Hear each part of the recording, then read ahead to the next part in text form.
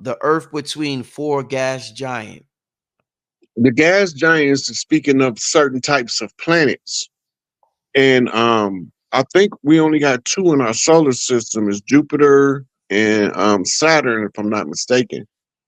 Mhm, But the other ones are in the trail, in the planetary trail behind Nibiru, mhm, right? And the alignment that he's talking about is a planetary alignment when Nibiru comes by, and they are juxtaposed. The four of them are juxtaposed at only for a short period of time, and it activate higher energies. But the specifically that's happens every probably 36,000 years or so. mhm. Whenever Nibiru makes its orbit. Right. Uh Somebody said, can you speak on taste mentioned in the Gita? Bittersweet, sour, etc. Well, you can study the science of taste and get that explained for yourself. That's Mm-hmm. an easy topic to research. It's talking about the um it's just giving him all of these little tidbits of understanding to look at things with the spiritual lens in the physical world. All these little tidbits that Lord Krishna is giving Arjuna is like keys to waking up.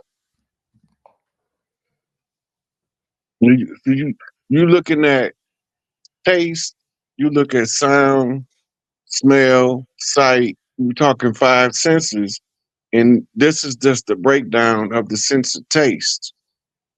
Mm-hmm. Indeed. This is a question for me. Somebody said, Brother Rich, have you sent out the replay of the gathering? But I haven't received the replay. I started sending them out. You'll get the files are actually they're like 50 gigabytes. So I'm sending out a download, so it's taking a little longer. But half of y'all probably got it. That's in the chat. But you will get it soon, Nelly Barker. You will get it soon. But and I am in the process of sending it out. So you will get it soon, Nelly Barker.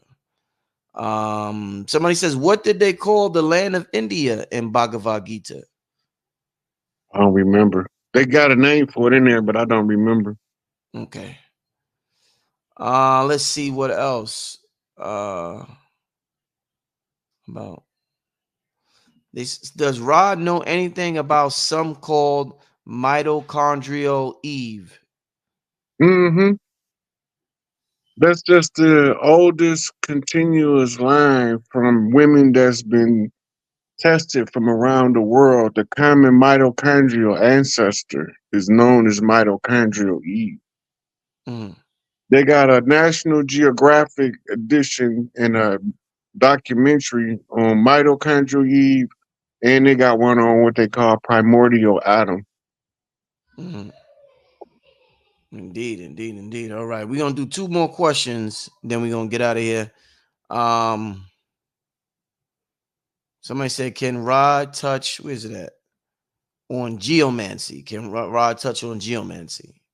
That's the magical science, earth magic science, using the earth element as the primary instrument of your magical practice is called geomancy or charming of the earth.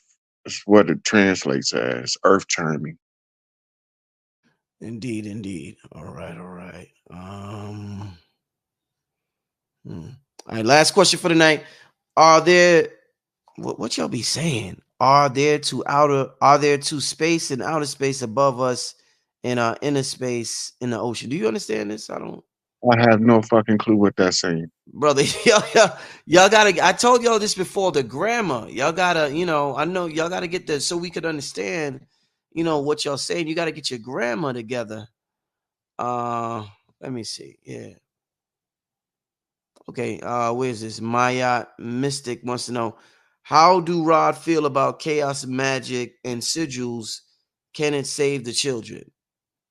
Chaos magic is the ability to use every form of magic that you encounter. That's the true what true chaos magic is.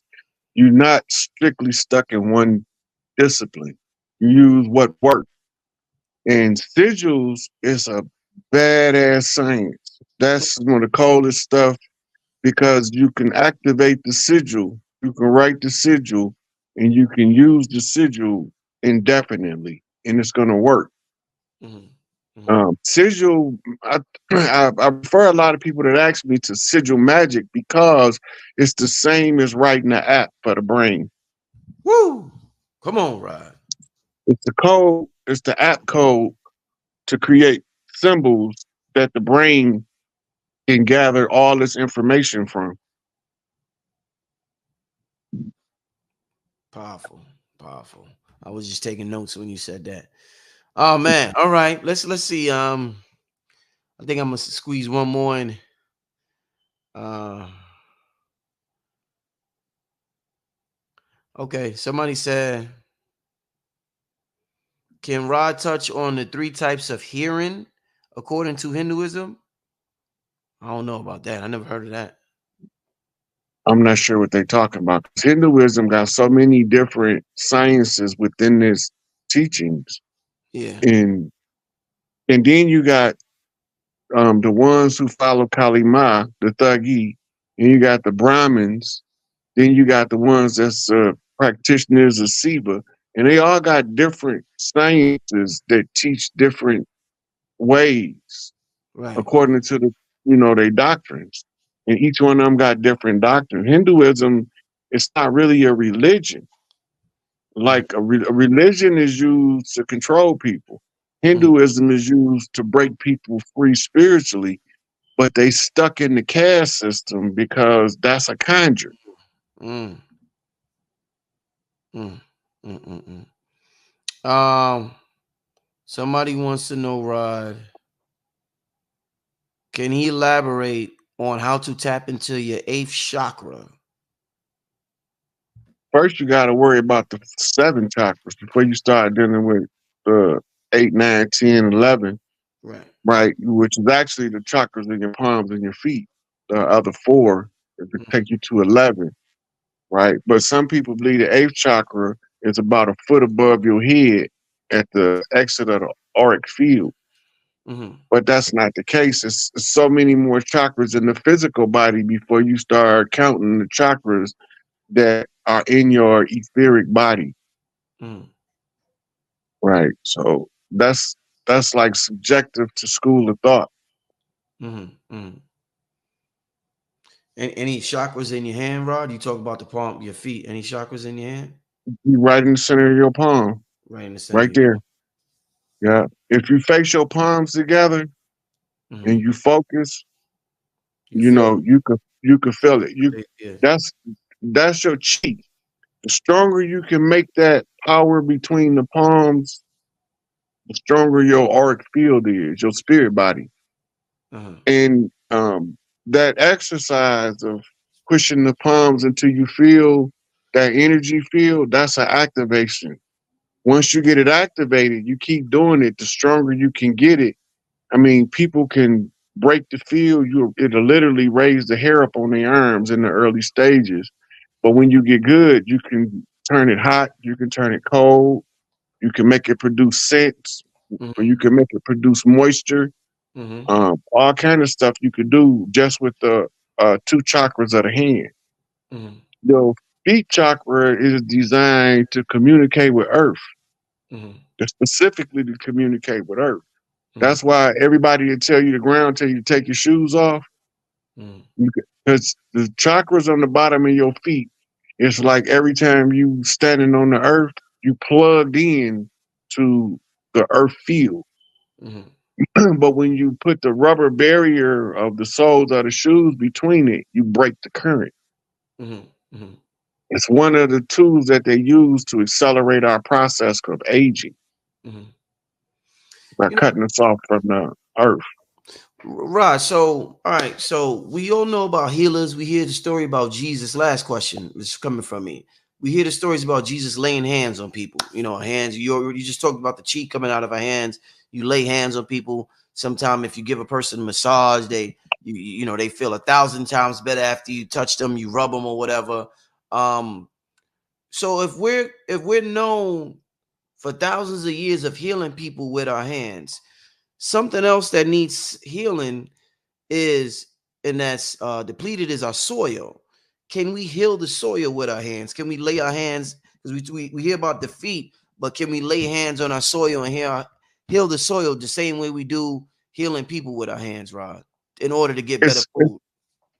it's a different mind frame and it's a different energy projection. The easiest way to heal barren soil is get you some moringa leaves. Right, right. Moringa is like a miracle fertilizer for barren soil, Mm-hmm. right? And you could take powdered moringa, mix it with water, saturate some dead soil that won't grow nothing, and all kind of greenery will start popping up. Yo, I already made up my mind, Rod. I don't care what nobody say. This is what I'm gonna do when I start growing food. Check this out.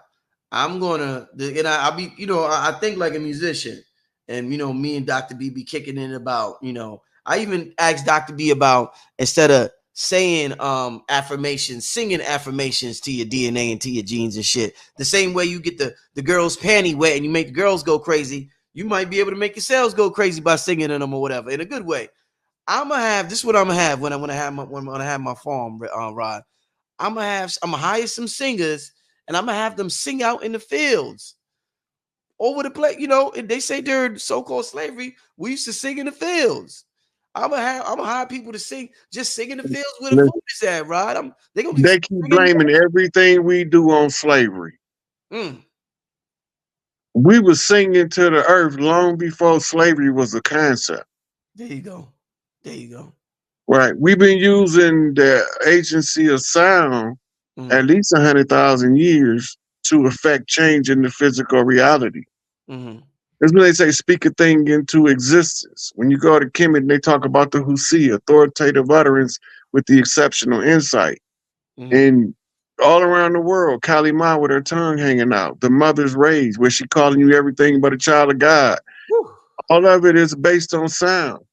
It's based on the sound and the vibration of the singing. Mm-hmm. It affects the animals. Music soothes the savage beast. That's real. Yo, that's true. Rod, so check it out. So you all right? So you was on the show. I know I said I was gonna end that.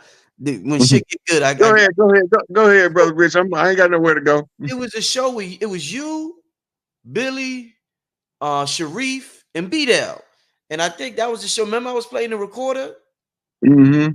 So I was outside late at night, and I was playing the recorder with the what do you call them? The that chirping that be at night. What's that called? The crickets. The crickets. Yeah, I was recording the crickets at night. Just experimenting and shit like that. Now, when you play the crickets in reverse, it's the exact same. There's no reverse. There's no reverse, bro. If I say something and I play reverse, you hear them. There's no reverse with the crickets. You got explain that to me, Rod. There's no reverse. It's because it's only one pitch, one frequency.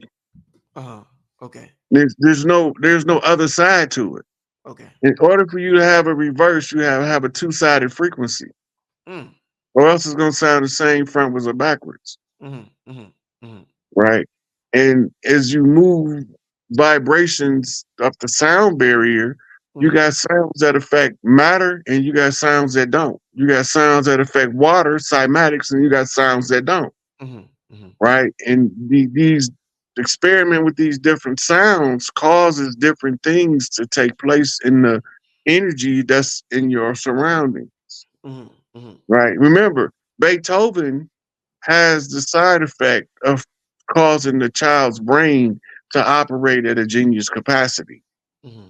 The same with Bach and a couple more of those classical artists. They were so-called black, right? By the way. Most of them was. They, Beethoven was a brother. Amadeus was a mulatto. mm, Mm. okay. It's like how much of the drop of blood you want him to have, depending, you know, his nature knows no color line. Yeah. Warren G. Harding was president turned the 1900s, and they hid his sister out because she was chocolate and he was vanilla. Mm. And then somebody on the campaign trail asked him if he was passing. He said, well, you asked me. Shoot, I wasn't born yet. There was a whole bunch of jumping back and forth across the fence back in them days. I could be anything. Wow. Wow. Man. Yeah, a lot of these people that we think pale faces is passing. Clark Gable, Fred Astaire, J. Edgar Hoover. There's a lot of them. They're just passing. Yeah. Jane Mansfield, Marilyn Monroe, they passing. That's why they got so much star power, because they still had that original drop that they came to get. And now, about 80% of these people we think is pale faces is passing. Mm.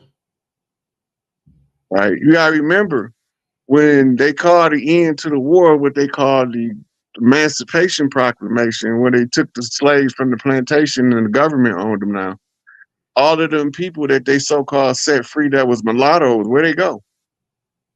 Mm. We don't pay attention to the imitation of life. Yeah, good point. Good point. Good point. Yeah. You know, they all moved into the mainstream pale-faced communities and married into them, and we think that they a whole different people. They just got lightened up through amalgamation. Right. They pass it. Right. Mm. And if you want to know if they passing, all I could tell you is the booty don't lie.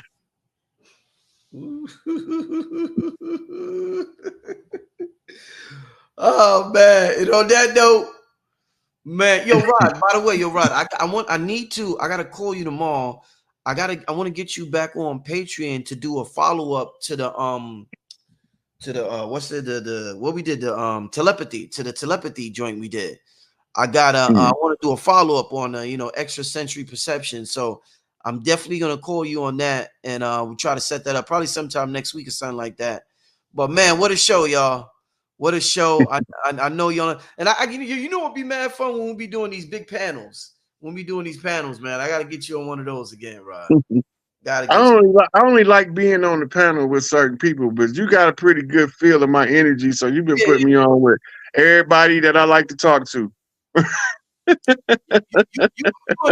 You and Billy, y'all be killing it on the panel together, man. So Hey, look, when me and Billy get to really spend some time together, man, y'all gonna be mind blown, because he always do something to trigger me to go to another level of knowledge. Indeed. And by me being able to chop it up with him, just feel his energy in person. Yeah, that's gonna be powerful for me. Oh yeah. We gotta connect y'all in person, man. We gotta do something, man.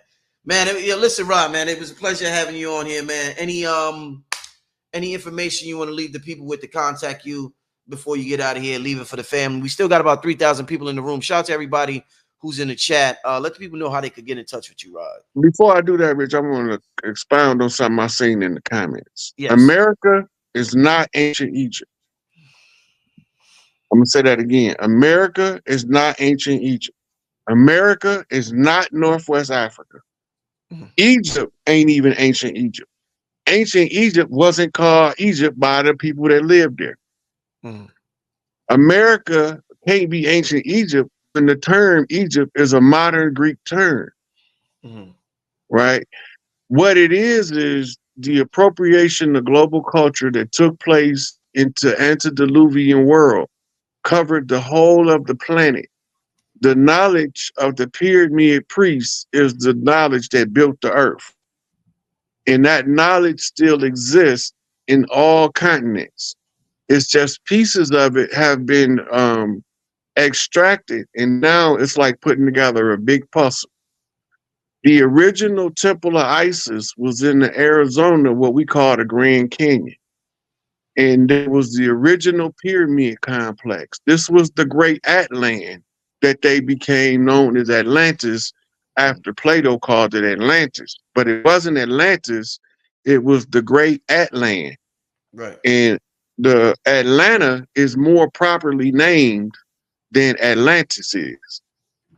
The people that they thawed out in Antarctica are ancient Atlanteans. They Lemurian Atlanteans. That was a flash froze civilization, and they thawed some of them people out. And then they told us this fabricated story that these people was part of an experiment of some people they brought from Africa. The same BS they told us about us over here. Them people that they was in Antarctica was already there. They already was there, frozen in the ice, and they used the cryostasis recovery method to thaw them people out. And that's when they found out that they didn't effed around, right? So when people start trying to designate Turtle Island as Egypt or ancient Egypt or North Africa, it's because they trying to disassociate us from this landmass as a people that was already here before any other settlers came. We were amalgamating and mixing with both Asians and Africans long before Columbus was even born. Mm. So stop listening to people tell y'all that y'all somewhere else.